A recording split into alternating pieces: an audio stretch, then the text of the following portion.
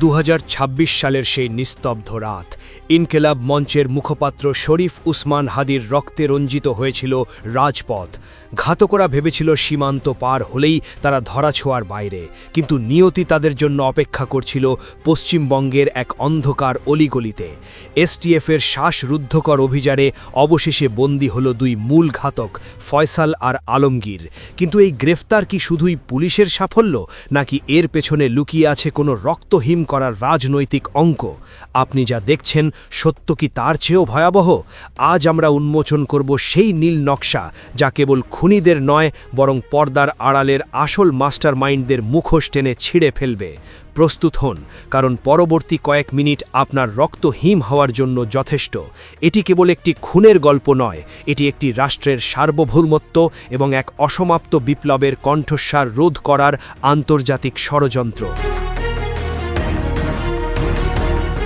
বাংলাদেশের ছাত্র জনতার বিপ্লবের পর যখন দেশ নতুন এক গন্তব্যের দিকে এগোচ্ছিল, ঠিক তখনই রাজপথ রঞ্জিত হল হাদির রক্তে।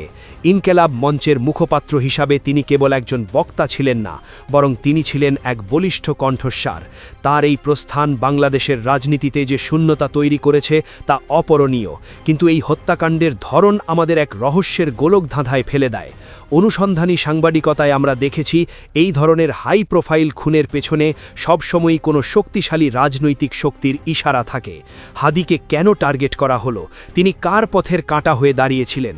পটুয়াখালীর ফয়সাল করিম মাসুদ ওরফের রাহুল এবং ঢাকার আলমগীর হোসেন, এই দুজন ছিল স্রেফ ভাড়াটে ঘাতক মাত্র, কিন্তু তাদের পরিচয় যখন বেরিয়ে আসে ছাত্রলীগের সাবেক ক্যাডার হিসাবে, তখন পুরো ঘটনার মোড় ঘুরে যায়।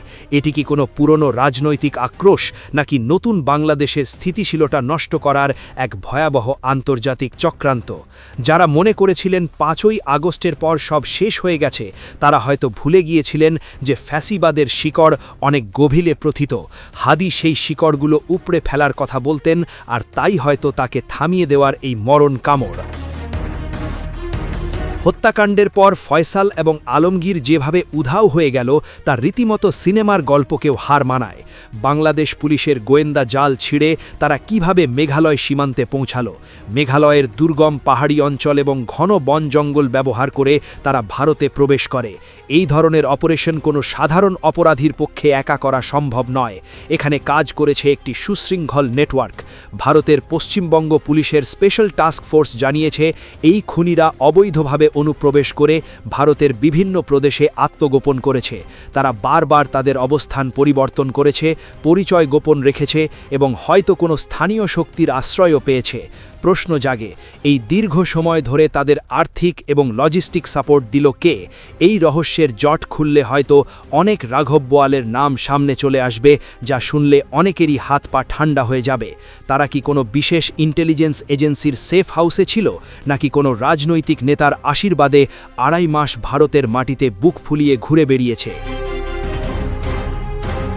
দীর্ঘদিন আত্মগোপন করার পর হঠাৎ কেন তারা বনগাঁর সীমান্তে ফিরে এলো?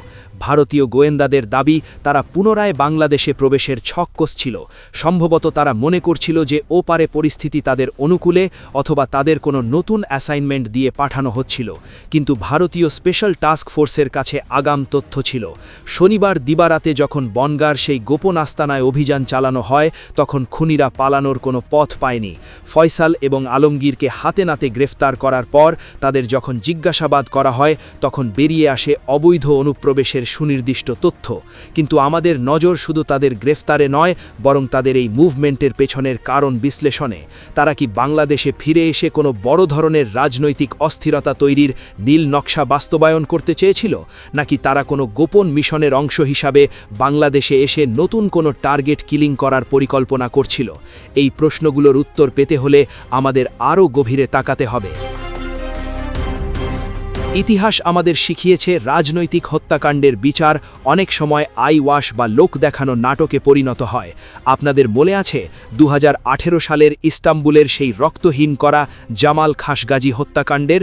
গোটা বিশ্ব যখন ক্ষোভে ফেটে পড়ল, তখন সৌদি প্রশাসন তড়িঘড়িতে কিছু ভাড়াটে খুনিকে গ্রেফতার করল এবং কয়েকজনের ফাঁসিও দিল। বিশ্বকে দেখানো হলো যে বিচার হয়েছে, কিন্তু আসল সত্য কী ছিল? আসল হুকুমদাতা এবং হত্যাকাণ্ডের মূল মাস্টারমাইন্ড মোহাম্মদ বিন সালমানকে কেউ স্পর্শ করতে পারেনি। হাদি হত্যাকাণ্ডের ক্ষেত্রেও কি আমরা একই মডেল দেখতে যাচ্ছি?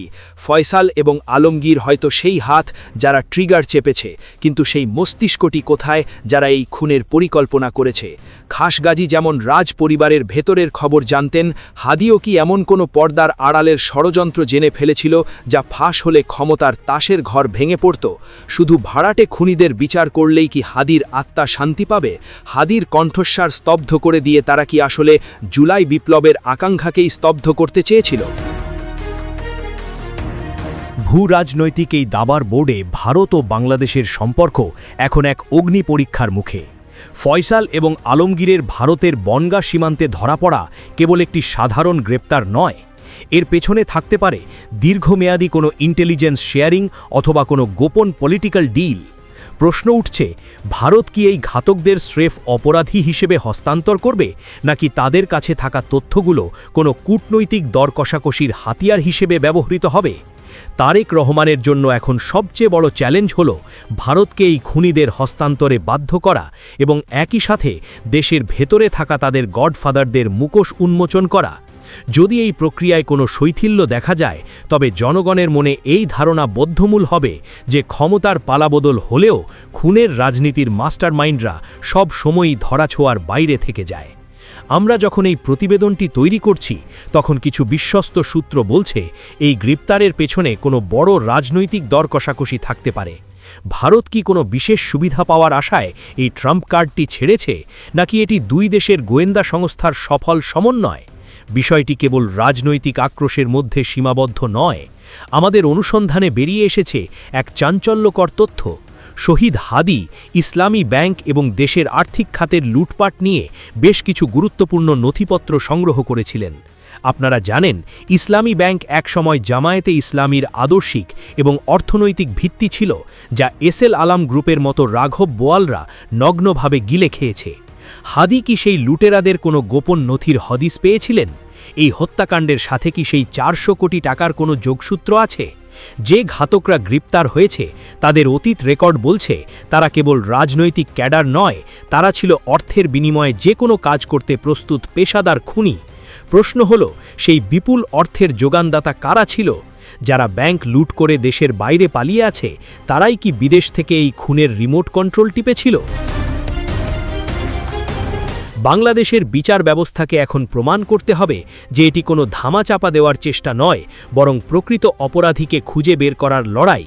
এই পর্দার আড়ালের ষড়যন্ত্র নস্যাৎ করতে হলে আমাদের আরও গভীরে যেতে হবে, কারণ হুকুমদাতারা যখন ধরাছোঁয়ার বাইরে থাকে, তখন বিচার ব্যবস্থা স্রেফ একটি প্রহসনে পরিণত হয়। জনগণের মনে আজ হাজারো প্রশ্ন। ফয়সাল আর আলমগীরের জবানবন্দি কি কোনো প্রভাবশালী রাজনৈতিক নেতার নাম প্রকাশ করবে, নাকি তদন্তের নামে সময় ক্ষেপণ করে মূল অপরাধীদের রক্ষা করার সুযোগ দেওয়া হবে? তারেক রহমানের নেতৃত্বাধীন সরকারকে এখন প্রমাণ করতে হবে যে তারা ন্যায় বিচারের প্রশ্নে আপোষহীন। যদি হাদি হত্যার বিচার না হয়, তবে এই ছাত্র জনতার বিপ্লব এক বিশাল পরাজয়ের মুখে পড়বে। শরীফ উসমান হাদি কেবল একজন ব্যক্তি ছিলেন না, তিনি ছিলেন হাজারো তরুণের প্রতিচ্ছবি এবং জুলাই বিপ্লবের এক অবিনাশী কণ্ঠস্বর। ফয়সাল করিম মাসুদ এবং আলমগীরের এই পরিণতি দেশের অন্য সব অপরাধীদের জন্য একটি কড়া সতর্কবার্তা। সীমান্ত পার হলেই যে পাপ থেকে মুক্তি পাওয়া যায় না, তা আজ প্রমাণিত। কিন্তু আমাদের লড়াই কেবল এই দুই ঘাতকের বিরুদ্ধে নয়। আমাদের দাবি পরিষ্কার, কেবল অস্ত্রধারী খুনিদের নয়, বরং সেই নেপথ্যের কারিগরদেরও বিচারের কাঠগড়ায় দাঁড় করাতে হবে, যারা সীমান্ত পার হতে এই খুনিদের অর্থ এবং শক্তি জুগিয়েছিল। তদন্ত যেন কেবল ফয়সাল আর আলমগীরের মধ্যে সীমাবদ্ধ না থাকে, তাদের রিমান্ডে নিয়ে কঠোর জিজ্ঞাসাবাদের মাধ্যমে বের করে আনতে হবে সেই হুকুমদাতাদের নাম। বিচারের নামে কোনো প্রহসন এদেশের সচেতন জনতা মেনে নেবে না। আমাদের মনে রাখতে হবে, ফয়সাল আর আলমগীরের মতো ঘাতকরা স্রেফ মরণ কামড় দেওয়া বিষধর সাপের ল্যাজ মাত্র। আসল বিষদাঁত লুকিয়ে আছে সেই সব রাঘব বোয়ালদের মুখে, যারা ড্রয়িং রুমে বসে এই হত্যার নীল নকশা এঁকেছে। দর্শক, আপনি কি মনে করেন, এই বিচার কি পূর্ণতা পাবে? পর্দার আড়ালের মাস্টারমাইন্ডরা কি ধরা পড়বে, নাকি ইতিহাসের পাতায় এটিও আরেকটি অমীমাংসিত রহস্য হিসেবে থেকে যাবে? আপনার মূল্যবান মতামত কমেন্টে জানান। আর এই ঘটনার প্রতিটি পর্যায় এবং রাজনৈতিক ব্যবচ্ছেদ জানতে আমাদের চ্যানেলটি সাবস্ক্রাইব করে বেল আইকনটি বাজিয়ে রাখুন। সত্যের সাথে থাকতে আমাদের পাশে থাকুন। আল্লাহ হাফেজ।